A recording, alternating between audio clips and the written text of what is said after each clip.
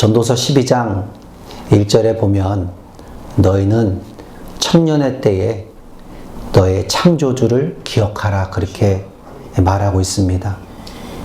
인생을 살아본 한 사람이 인생의 결론을 헛되고 헛되다 그렇게 알게 됩니다.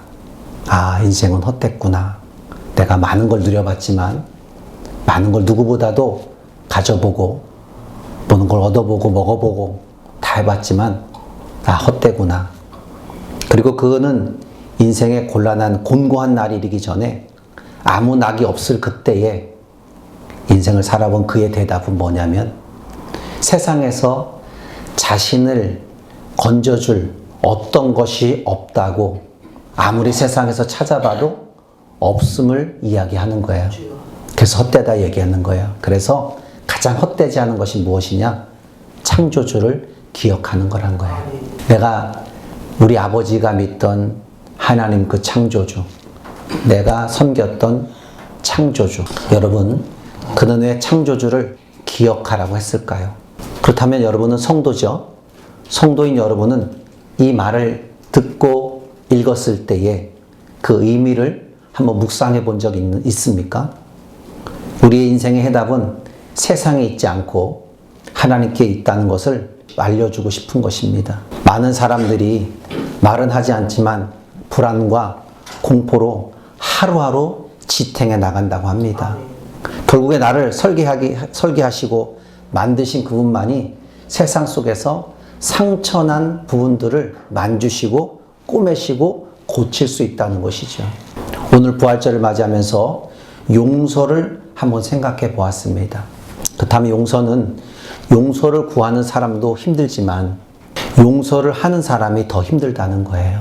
그 용서가 우리에게 어떻게 작용을 하는지, 그리고 그 용서가 어떤 설계를 내 인생에 만들어낼지. 왜냐하면 용서라는 한 부분도 나의 인생의 한 부분이기 때문에 그래요. 여러분 아마 살면서 용서를 많이 해보셨을 거예요.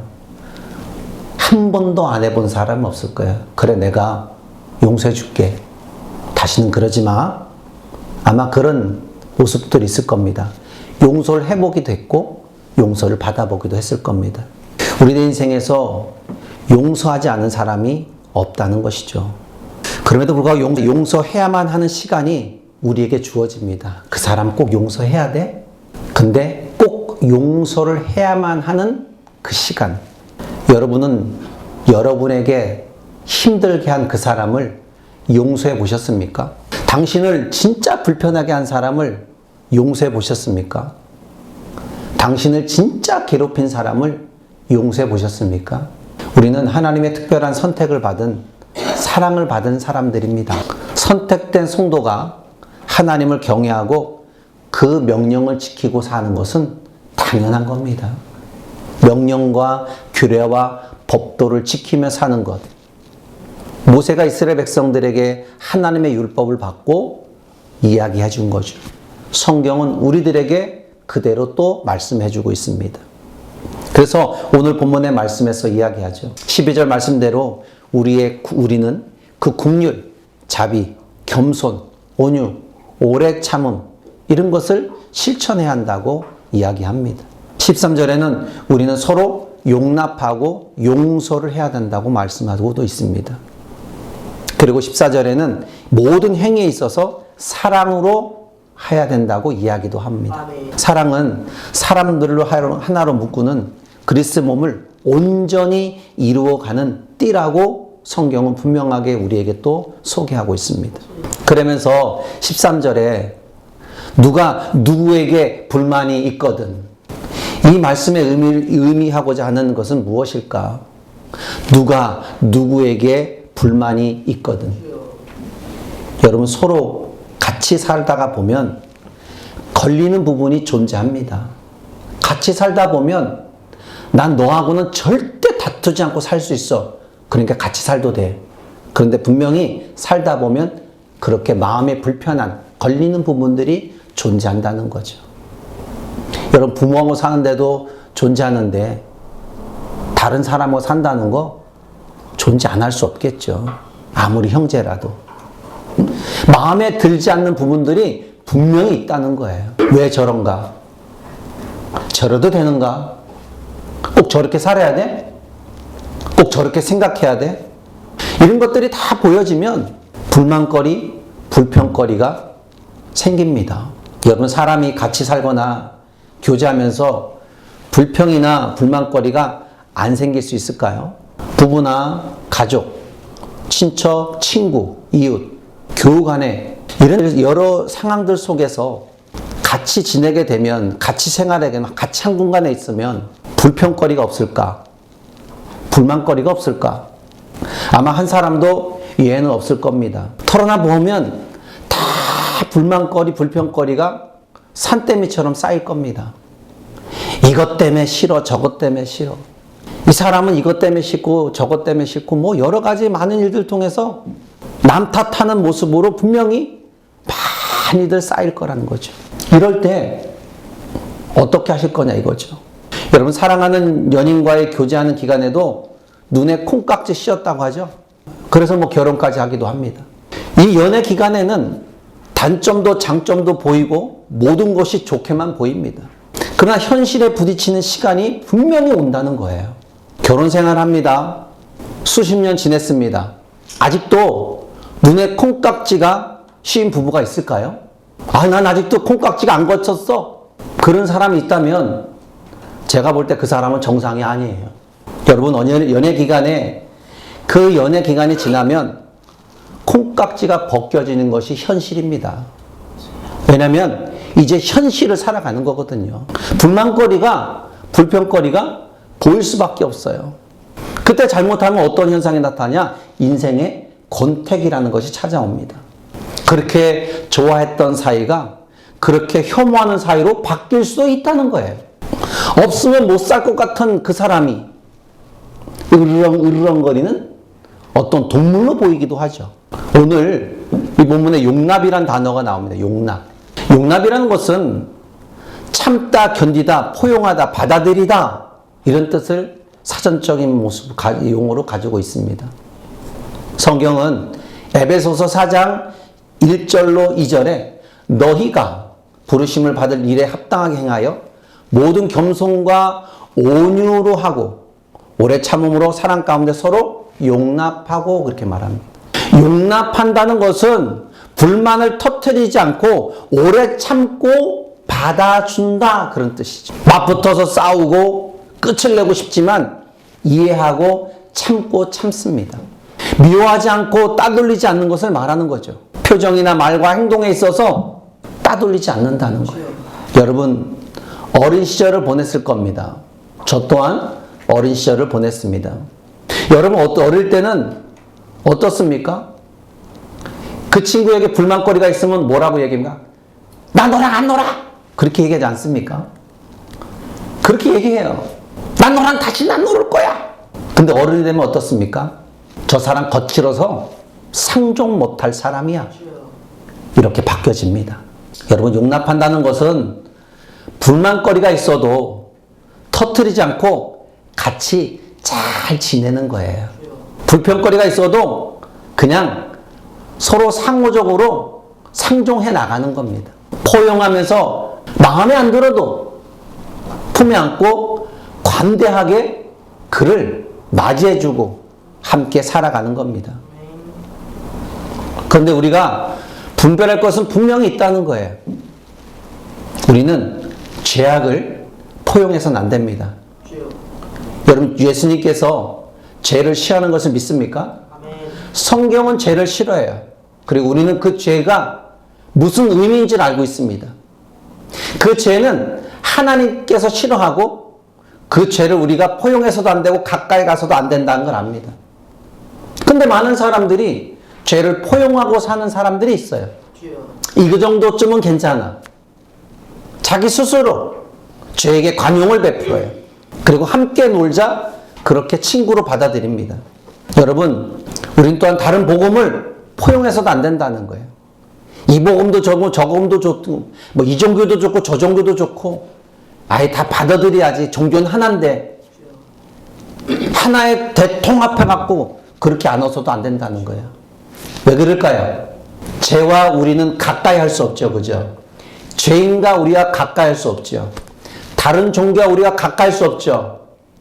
왜 그럴까요? 우리는 생명의 종교이기 때문에. 여러분 믿나요? 생명의 부활이 우리 안에 있기 때문에. 다른 종교는 그 안에 생명이 없습니다. 그래서 우리는 종교를 하지 않고 생활이다 그렇게 말하는 겁니다. 생활에서 예수님과 함께 호흡하며 나가는 거예요. 그래서 여러분 다른 종교들은 내가 찾아가야 되지만 우린 찾아갈 필요 없어요. 그 주님이 내 안에 계시기 때문에. 내 안에 성전 살고 계시다 그죠? 나는 너와 더불어 먹는다 그죠? 그러니까 내 안에 계시니까 내가 그분을 영접하고 내 안에 계시니까 어떻게 해요? 내가 찾아갈 필요 없어요. 그냥 주님. 할렐루야. 그냥 주님 하면 돼요. 그 주님 하면 이 안에서 평안함으로 역사하는 거예요.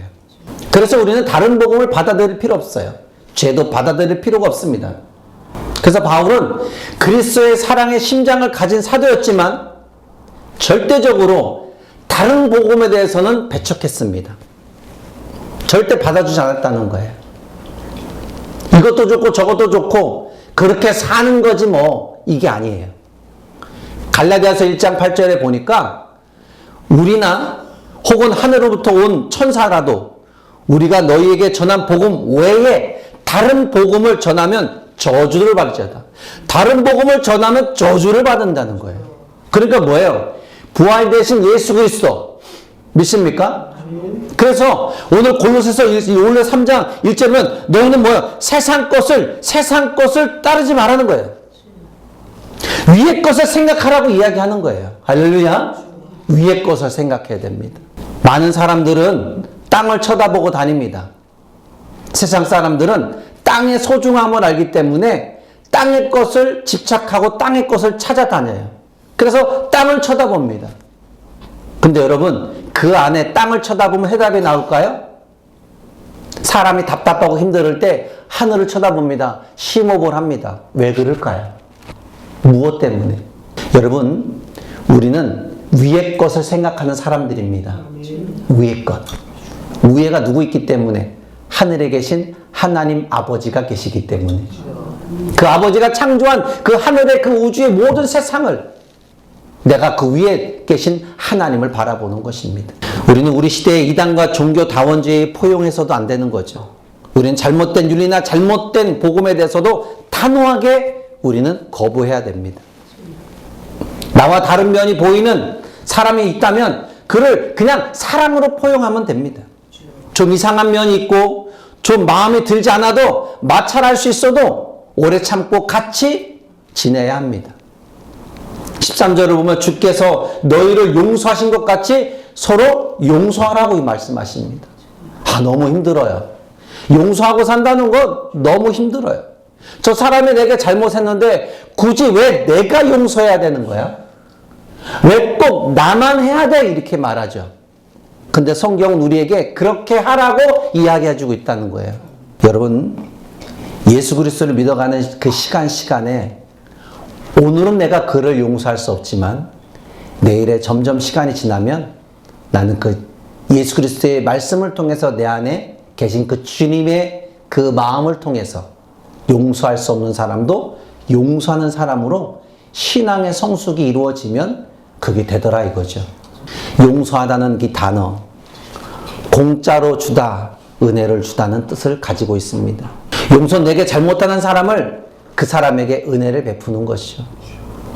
용서받을 만한 자격이 없어도 용서해 주는 거예요. 용서해 줄 만한 근거가 없어도 용서해 주는 거죠. 공짜로 용서해 주는 거예요. 은혜로 용서해 주는 거예요. 그래서 그 성경엔 회개할 때 용서하라고 합니다. 회개할 때. 누가복음 17장 3절로 4절에 이렇게 말합니다. 너희는 스스로 조심하라. 만일 내 형제가 죄를 범하였거든 경고하고 회개하거든 용서하라. 경고하고 회개했거든 용서하라. 만일 하루에 7번이라도 내게 죄를 짓고 7번 내게 돌아와 내게 회개하노라 하거든 너는 용서하라. 왜? 그가 끊임없이 와서 용서를 구하는 거예요. 그러면 용서하라. 여러분 잘못한 사람이 사과하는 것, 용서를 구하는 건 다 알죠, 그죠? 다 다 알고 있습니다. 네가 잘못했으니까 네가 나한테 사과해. 다 알고 있습니다. 그러나 여러분, 받아들인 자가 그리스도인이라면 사랑의 자세로 그를 받아들일 수 있는 노력을 하라는 거예요. 너무 억울하지 말라는 거예요. 왜 억울하지 말까? 그럼 내가 그리스도이기 때문에 내가 그렇게 해야 돼? 억울해하지 말라는 이유가 분명히 있습니다. 우리가 걱정하지 않을 것은 뭐냐면 하나님께서는 행한 대로 갚으시기 때문에 그래요. 여러분 믿나요? 행한 대로 갚으시는 공의의 하나님, 정확하게 그분은 판단하신다는 거예요. 우리가 용서해 주어도 하나님은 그를 공의대로 판단하십니다. 처벌하십니다. 때론 성경대로 우리가 용납해 주는 것이 억울하다 생각할 수 있지만 원수를 반드시 갚아주시는 하나님께 맡기고 용서하게만 하면 그분은 당신의 공의로 심은 대로 걷는 그 공의의 판단을 내가 하는 것이 아니라 그분이 하기 때문에 너무 용서해줘 용납하는 거 그거 꼭 나만 해야 된다고 그것 때문에 억울할 필요가 없다는 겁니다. 로마서 12장 19절에 보니까 내 사랑하는 자들아 너희가 친히 원수를 갚지 말고 하나님의 진노하심에 맡기라. 기록되었으되 원수 갚는 것이 내게 있지 아니하고 내가 갚으리라 하고 주께 말씀하시냐. 그러니까 내가 갚는 것이 아니라 내가 갚는다는 거야. 너가 갚지 말고 당신이 갚아주겠다는 거예요. 누가? 하나님이. 여러분 믿죠? 아멘. 물론 하나님이 원수를 갚아주는데 당장 갚아주진 않는다는 거죠. 내가 원하는 그 시간에 당장 갚아주세요. 그런데 여러분 당장 갚아줄까요? 당장 안 갚아줘요. 그거는 나의 시간이 아니라 하나님의 그 시간, 카이로스 그 시간에 하나님이 허락된 그 시간에 당신이 갚아주신다는 거예요. 하나님은 긍휼이 풍성하신 분이기 때문에 우리는 하나님의 긍휼이 우리에게만 나타나고 우리의 원수에게는 나타나지 않기를 바라고 있습니다. 아마도 요나 선지자가 하나님께서 니느웨 성 가서 복음을 전하랬을 때 나 싫습니다. 내가 왜 니느웨 성 가서 그들에게 복음을 전하고 하나님 믿고 그들을 구원받는 백성으로 만들어야 됩니까? 싫습니다. 난 원수들이 그렇게 할 수 없습니다. 우리는 그렇게 요나처럼 마음을 가질 수도 있죠. 그러나 그것은 잘못된 신앙관입니다.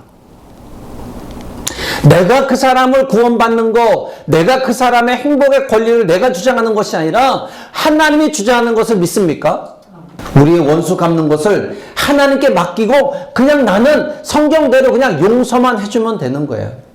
사과하면 바로 용서해주고 사과하지 않아도 용서하는 마음을 품고 있으면 됩니다. 우리가 용서하지 않으면 하나님도 우리를 용서하지 않습니다. 내가 너희를 용서한 것 같이 너희도 용서하라. 십자가의 그 복음의 진리가 뭡니까? 그분이 나를 죽어준 것이 뭡니까? 용서예요. 그분이 다시 살리신 것이 무엇입니까? 내가 용서받은 내가 다시 살 수 있는 길을 살 수 있도록 만들어주신 거예요. 마태복음 6장 14절 15절에 너희가 사람의 잘못을 용서하면 너희 하늘에께서도 너희 잘못을 용서하려니와 너희가 사람의 잘못을 용서하지 아니하면 너희 아버지께서도 너희 잘못을 용서하지 아니한다. 용서해. 내가 용서해 줄게. 내가 용서했잖아. 너희도 용서해. 이 말씀입니다. 여러분, 하나님 우리를 자녀 삼은 걸 취소하는 것이 아닙니다. 아버지 자녀가 잘못하면 얼굴을 돌리는 것처럼 하나님이 얼굴 돌리실 때도 있습니다. 이스라엘 백성들이 하나님을 버렸습니다. 그리고 그들은 하나님이 외면받은 그들은 바벨론에 70년 동안 포로의 생활을 가져갑니다. 하나님 얼굴 돌릴 때도 있어요. 그 잘못한 것 때문에. 근데 여러분, 하나님 얼굴을 돌렸다는 것은 뭐예요? 자녀로서 깨닫게 해주기 위함입니다. 믿나요? 그 자녀가 회개하고 당신의 자녀로 이 세상에 다시 돌아와서 세상의 빛과 소금의 그 역할을 감당해 주기는 그 마음 때문에 잠깐 얼굴 돌림이 있다는 거예요. 영원히 버리진 않고 잠깐 얼굴 돌림이 있어요. 회개의 기회를 주는 겁니다. 여러분, 하나님 얼굴 돌리면요, 응답은 없는 거예요. 포로 생활이 힘들어서 기도했지만 그들에게 응답이 없었습니다. 불안하고 답답하고 되는 것이 너무 많은 거예요. 그리고 세상에 있는 자체가 안 되는 것이 그냥 매질로 느껴지는 거예요. 순응하는 모든 것들이 통로가 막힌 것처럼 느껴집니다. 그렇기 때문에 우리는 뭐예요? 하나님께 용서를 구해야 되는 거예요. 여러분 믿나요? 하나님께 용서를 구하는 거예요. 그 삶이 우리에게 주어져야 된다는 거예요. 여러분 본문을 자세히 보면 서로 용납하고 피차 용서하라고 합니다. 서로와 피차는 내용상 차이가 없습니다. 문맥상 그냥 다양할 뿐입니다. 이 세상은 혼자 사는 세상이 아니라 같이 사는 세상이에요. 더불어 사는 세상. 우리는 홀로가 아니라 서로 용납하고 용서하는 삶을 살아야 될 수밖에 없는 존재가 바로 인생의 사람들입니다.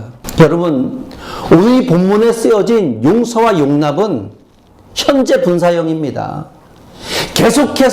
계속해서 용납하고 계속해서 용서하는 삶. 한 번 일회성으로 끝나지 말고 너의 삶의 그리스도의 삶에는 계속적으로 예수님이 우리를 용서하시고 또 그렇게 사랑으로 보듬어 주신 것처럼 너희도 계속해서 그런 삶을 살아라는 거예요. 그래서 위의 것을 생각하라는 거예요. 위의 것을 생각하지 않으면 너희들이 용서와 용납한 생활이 안 되기 때문에 너희는 위의 것을 생각하고 살아라. 그래야 나처럼 용납과 용서의 삶이 그리스도의 삶으로 될 수 있다는 거예요. 조금은 상대방이 부족하고 조금은 상대방이 내 뜻대로 뭔가 해결해 주지 않아도 미워고 짜증나는 일 있을지라도 내가 그리스도인이기 때문에 내가 너보다 믿음이 조금 좋기 때문에 그를 위해서 기도해 주면서 참고 견뎌주고 용납해주고 그가 들어올 때까지 그렇게 해주는 거예요. 너무 힘들죠? 너무 힘들죠? 너무 힘들 겁니다. 그러나 그리스도인이기 때문에 그럼 그렇게 살기로 노력해 나가야 될 줄 믿습니다. 여러분 우리 이런 생각 가질 때도 있습니다. 상대방을 보면서 매일 실수하고 매일 그렇게 재지는 그 사람에게 하나를 보면 알 수 있어. 그래서 넌 안 돼. 그래서 그 사람에게 마음을 닫을 때도 있습니다. 마음에 안 드는 그 한 가지를 보고 그 사람을 도와주는 것을 끊기도 합니다. 여러분 그러면 인간관계는 모든 것이 끊어지게 되어 있습니다. 그래서 여러분 계속해서 우리는 용납하고 용서하는 삶을 우리 주님이 우리에게 부탁하신 것처럼 그렇게 보여주신 것처럼 우린 그런 삶을 살아야 됩니다. 용납과 용서의 그 삶을 사는 것이 여러분 혹시나 지치고 피곤해서도 안 됩니다. 아이 그만할래 이제 안 된다는 거예요. 아 나 이제 한계에 부딪혔어 이런 말 자체도 해서는 안 된다는 거예요. 여러분 용서에 한계가 있을까요? 없습니다. 그렇죠? 없어요. 여러분 우리는 하루에 70번씩 7번이라도 무한정 용납하고 용서해주는 삶을 성경에서 말함 같이 우리도 그렇게 무한대의 용서가 필요한 줄 믿습니다. 우리는 부활의 마음을 가져야 됩니다. 십자가의 사랑을 실천하는 그 사랑이 매우 어렵지만 그렇다고 아주 어려운 문제도 아닙니다. 우리들 마음의 주인인 종을 용서하신 것처럼 내 마음 안에 부활 대신 그리스도의 마음만 있다면 누구도 용서할 수 있는 그런 사람이 될 수 있다는 겁니다. 예수님이 나를 위해서 그렇게 십자가에 죽기까지 사랑하신 것처럼 우리가 서로 용납하고 용서할 이유가 분명해졌다는 거예요. 13절을 다시 보면 너희를 용서하신 것 같이 너희도 그리하라. 우리가 용납하고 용서할 근거는 그리스도께서 우리에게 그렇게 말씀하신 것처럼 여러분 지치지 않길 바랍니다. 용서와 용납을 지치지 않고 여러분 그 삶, 여러분 삶의 변화의 삶으로 좀 가져간다면 분명히 여러분에게 그리스도의 은혜의 평강이 이룰 줄 믿습니다. 여러분 그리스도인으로서 친절하게 하며 불쌍히 여기는 용서의 마음은 10,000달란트 빚진 자를 주인이 그 사람의 빚을 탕감한 것처럼 그런 마음이라는 거예요. 마음이 편해지면요 바른 생각이 나옵니다. 바른 생각이 바른 감정을 만들어냅니다. 바른 감정은 바른 행동으로 옮기게 되죠. 그러면서 바른 행동에 바른 습관이 나올 수 있다는 거죠. 인격이 좋아지는 것, 그래서 바른 인생을 살 수 있는 길은 분명히 우리에게 제공된다는 사실입니다. 여러분, 부활되신 예수님은 말로 다 할 수 없는 사랑과 용서하셨습니다. 예수님은 버려진 인생도 사랑하시고 찢어진 가슴도 사랑하셨습니다. 오늘 우리는 성도로 누가 날 사랑하는가 하는 하늘의 음성을 여러분 들어주셔야 될 줄 믿습니다. 부활의 주님이 나는 널 사랑한다고 말씀하셨고 우리 예수님의 사랑을 한없이 받은 존재들입니다. 그 은혜의 보답은 그분의 마음으로 나의 마음을 주장하는 자가 용납하고 용서의 실천의 삶이 되어야 될 줄 믿습니다. 여러분, 용서하는 상처난 가슴을 치료해준 예수님처럼 오늘 여러분이 하나님의 그 사랑으로 조금은 부족한, 조금은 나약한, 뭔가 해줘도 안 될 것 같은 그 사람이 주위에 있을지라도, 여러분에게 원수 같은 그 사람이 있을지라도 우리는 그 사람을 용납하고 용서해주는 그런 노력을 할 줄 아는 그런 그리스도인 되기를 주의 이름 축복합니다.